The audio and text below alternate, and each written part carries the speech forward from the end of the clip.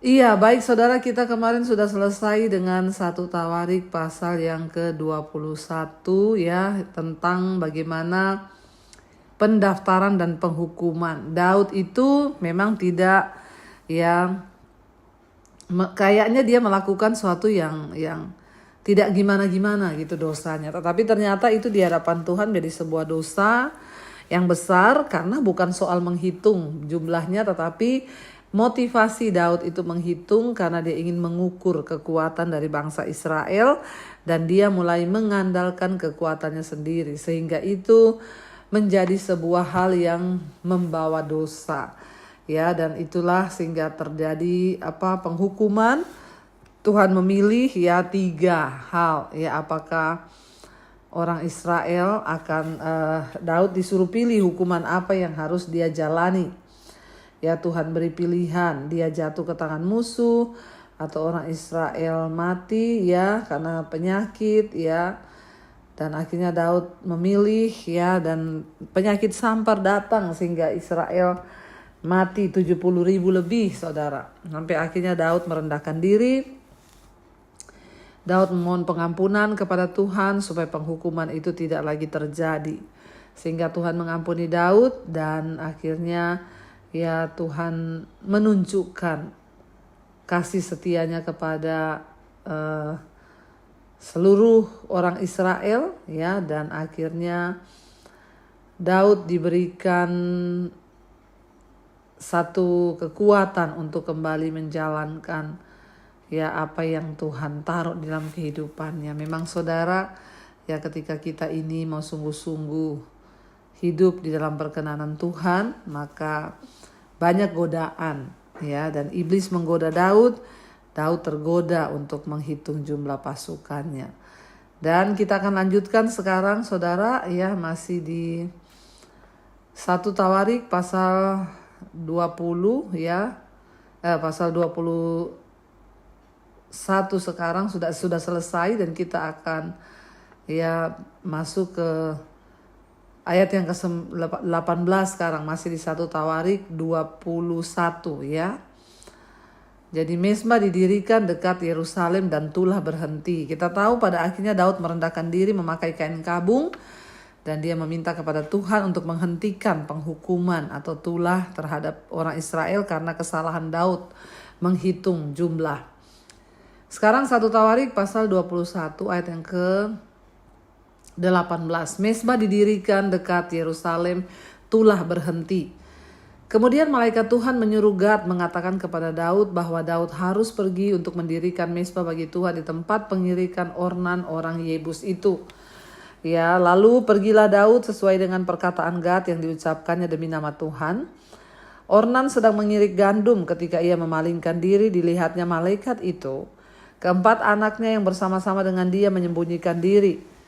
21. Ketika Daud sampai kepada Ornan, maka Ornan mengangkat mukanya dan melihat Daud. Lalu keluarlah ia dari tempat pengirikan, kemudian sujudlah ia kepada Daud dengan mukanya ke tanah. Jadi saudara, ketika Daud merendahkan diri, memohon Tuhan menghentikan penghukuman dan tulah yang terjadi, sehingga puluhan ribu orang Israel terbunuh oleh penyakit, ya, dan akhirnya Tuhan mendengarkan doa Daud. Memang ketika kita menghadapi masalah atau penghukuman atau murka Tuhan atau hajaran Tuhan, ya tidak ada yang lain yang harus kita lakukan ya, tidak usah cari pendeta ya, tidak usah cari orang pinter, nggak usah cari dukun, nggak usah cari peramal. Sebaliknya merendahkan dirilah di hadapan Tuhan seperti yang dilakukan oleh Daud, memakai kain kabung, mengaku dosa dan bertobat. Sehingga ya Tuhan berkenan atas apa yang Daud lakukan. Lalu akhirnya Tuhan ya mengirim malaikat Tuhan. Dan akhirnya ya Tuhan menyuruh Gad ya. Kemudian malaikat Tuhan menyuruh Gad ya untuk mengatakan kepada Daud bahwa Daud harus pergi untuk mendirikan mezbah Tuhan ya. Mendirikan mezbah artinya apa? Ya, membangun sebuah tempat untuk menyembah, memuji Tuhan dan mendengarkan Tuhan di sana. Lalu Daud pergi ya kepada, dikatakan Tuhan bilang harus mendirikan mezbah bagi Tuhan di tempat pengirikan Ornan, orang Yebus itu saudara. Ya, dan akhirnya Daud pergi saudara ya ke tempatnya Ornan ya, orang Gad itu, untuk dipersembahkan korban di sana. Ketika Daud sampai di sana ya, dikatakan tadi bahwa Ornan itu sedang mengirik gandum ya. Dan ketika ia memalingkan diri, dia melihat malaikat saudara. Ya bayangkan ketika melihat malaikat itu seperti apa ya. Bahkan dikatakan anak-anaknya Ornan bersembunyi. Ya pasti karena pemandangan tuduh melihat malaikat loh ya. Dan ketika Daud sampai ya kepada Ornan, maka Ornan mengangkat mukanya. Dan dia melihat Daud, dia sujud menyembah kepada Daud karena Daud adalah raja saudara. 22 berkatalah Daud kepada Ornan, berikanlah kepadaku tempat pengirikan ini supaya aku mendirikan di sini mezbah bagi Tuhan. Baiklah, berikan itu kepadaku dengan harga penuh supaya tulah ini berhenti menimpa rakyat. Jawab Ornan kepada Daud, ambillah dan baiklah tuanku raja melakukan apa yang dipandangnya baik. Lihatlah aku berikan lembu ini untuk korban bakaran dan eretan-eretan pengirik ini untuk kayu bakar dan gandum untuk korban sajian. Semuanya itu kuberikan.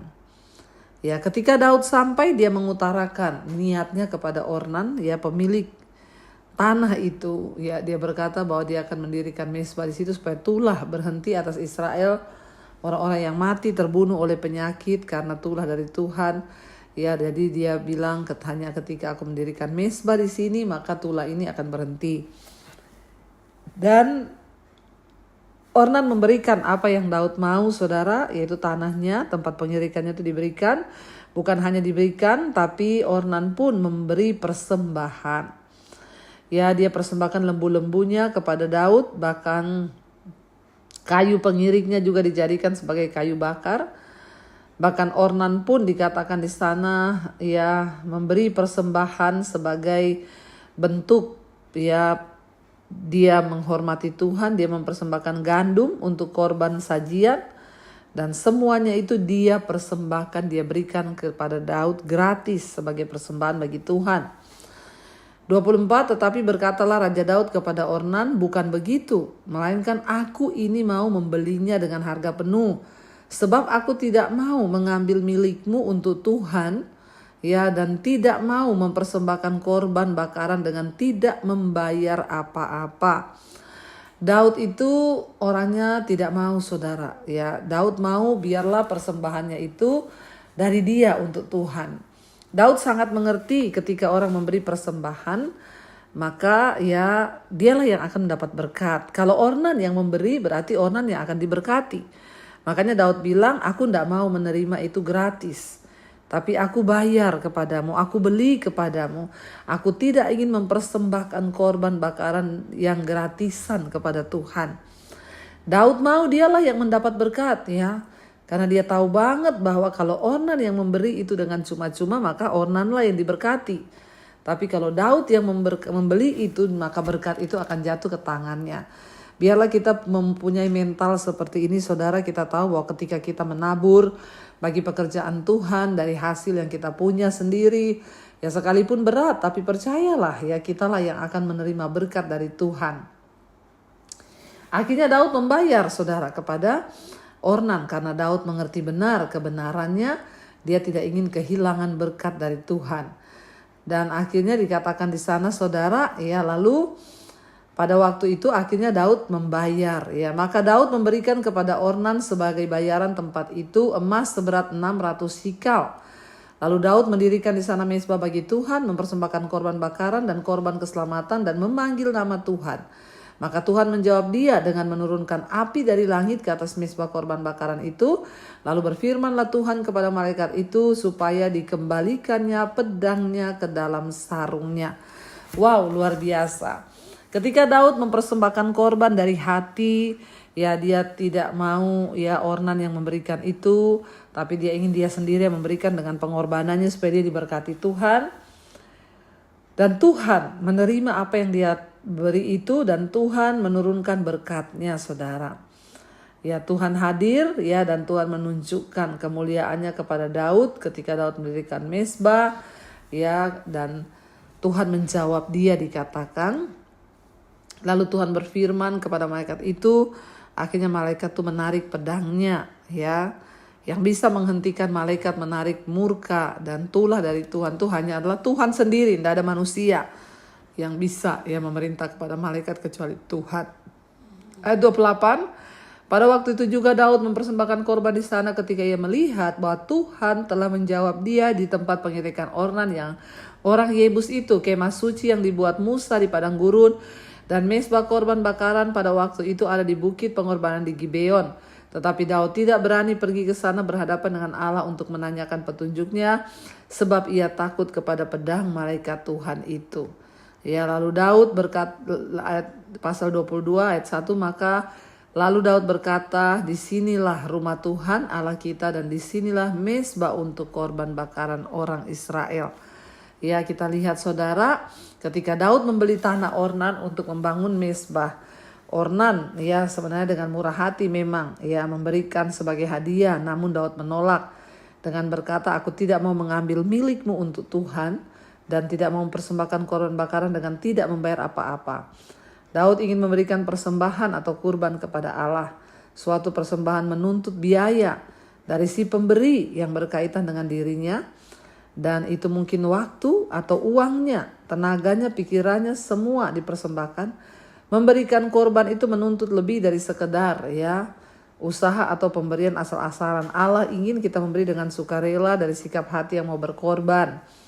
Ya, dan Tuhan memberi itu ya Tuhan melihat ya hati kita, walaupun memang ya Daud itu ya memang dia sebenarnya dia sih ya mungkin secara manusia kita berpikir ya enak gratisan lah, diterima aja. Tapi tidak, Daud mengerti kebenaran firman Tuhan, siapa yang menabur dia yang akan menuai. Dan kita tahu Gibeon itu adalah kota orang Benyamin, kira-kira 2 jam perjalanan di sisi barat dari laut Yerusalem. Dari Yerusalem itu 2 jam perjalanan ke kota Gibeon. Dan bertahun-tahun sebelumnya Saul memindahkan kemah suci ke sana. Dalam kejadian ini Daud tidak pergi ke sana karena dia diliputi rasa ya takut akan ya penghukuman Tuhan pada waktu itu. Ya, dan dia tahu bahwa di sana ada pedang Tuhan malaikat itu, jadi Daud takut pergi ke sana. Ya, sebab bayangkan saudara ya, 70.000 orang tewas mati akibat kesombongan Daud. Jadi dia ketakutan ya. Dia merasakan bagaimana ya murka Tuhan itu benar-benar ya, sehingga Daud itu akhirnya tidak berani datang ke Gibeon, tetapi dia menghormati Tuhan. Dari situ Daud tahu dan dia bertobat sehingga dia mau mempersembahkan yang terbaik bagi Tuhan. Mari kita merenungkan firman ini saudara, kita banyak nilai yang dapat kita ambil hari ini. Banyak orang yang bertanya, aduh ibu gak capek ya bu melayani terus, keliling terus. Saya bilang ya kalau ditanya secara manusia capek. Tapi mending kita bercapek-capek di ladang Tuhan. Bercapek-capek melayani Tuhan. Tuhan melihat persembahan hidup yang kita beri buat dia. Hari ini saudara kita belajar, kalau engkau mau melihat tahun-tahun hidupmu diberkati Tuhan, berilah yang terbaik juga bagi Tuhan seperti Daud, mempersembahkan korban syukur kepada Tuhan, mendirikan mesbah, meminta Tuhan hadir. Kita mau tundukkan kepala, kita doa bersama merenungkan firman ini. Terima kasih Bapa, kami mengucap syukur, kami boleh mengerti kebenaran firman Tuhan seperti Daud yang rindu mempersembahkan yang terbaik bagi Tuhan. Kami juga mau belajar, mempersembahkan tenaga kami, pikiran kami, uang kami, kekayaan kami untuk Tuhan. Supaya kami boleh melihat perkenanan Tuhan atas hidup kami. Beri kami kesadaran penuh melakukan yang terbaik buat Tuhan. Berkati setiap anak-anak-Mu Tuhan, mereka yang sedang terbaring sakit Tuhan sembuhkan. Yang terikat Tuhan lepaskan, yang berbeban berat Engkau beri kelegaan. Hamba berdoa Tuhan, biarlah kami boleh mengalami tahun-tahun kemenangan, tahun-tahun yang penuh berkat di hidup kami. Karena kami mau tunduk menghormati Tuhan. Buang segala kesombongan seperti Daud yang sudah sombong menghitung pasukannya sehingga dia kehilangan 70.000 orang. Kami mau belajar taat, mengandalkan Tuhan di hidup kami. Berkati setiap anak-anak-Mu Tuhan, mereka yang rindu pemulihan dalam rumah tangga. Tuhan pulihkan suami, anak-anak, istri, orang tua dipulihkan semuanya. Bahkan yang sedang dalam masalah keuangan, hutang piutang, Tuhan juga turut bekerja agar setiap hutang boleh kami lunasi dan nama Tuhan dipermuliakan. Kami juga menyerahkan seluruh hidup kami dalam tangan Tuhan. Untuk Tuhanlah yang membukakan kandungan bagi setiap mereka yang rindu punya anak keturunan. Tuhan beri keturunan ilahi Bapa. Terima kasih Tuhan. Karena itu Bapak Ibu, mari buka hati dan tanganmu. Terimalah kiranya berkat, rahmat, anugerah dari Allah Bapa, cinta kasih Tuhan Yesus Kristus, bahkan pertolongan Allah Roh Kudus yang akan menolong, membimbing kita mulai hari ini bahkan sampai kali yang kedua. Tuhan Yesus datang kembali menjemput kita. Nama kita tercatat dalam kitab kehidupan. Dalam nama Tuhan Yesus yang percaya diberkati Tuhan, katakan bersama, amin, amin, amin. Tuhan Yesus memberkati saudara. Shalom dan Immanuel.